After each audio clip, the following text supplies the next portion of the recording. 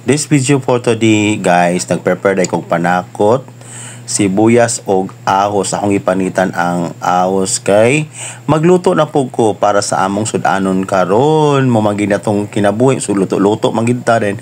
Pag kuman din mga kamigs akong yugasan ng karni, then align man ko mga kamigs kay ako magina siyang lapuan sa ang akong karni para mawala ang lansa. Ako nang ion ang gasol, then akong ipasiga. Then tod ana mga kamigs, maluto na siya karon mga kamigs, malata. Then ako dayon siyang kuha ang mga unod kay magisa na dayon ko. Then kanang sabuan ng mga kamigs, mauna dayon na akong isagol unya sayang pag umanog gisa pag umaga ng panakot muna akong isabaw. Then next time mga kamigs, painit kog oil, then ako nang gigisa ang ahos o ang sibuyas.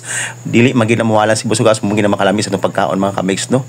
Next time mga kamigs, akong gilud ang akong karni nga gilata na nako na siya mga kamigs. Sarap ikay magluto si kamigs oy.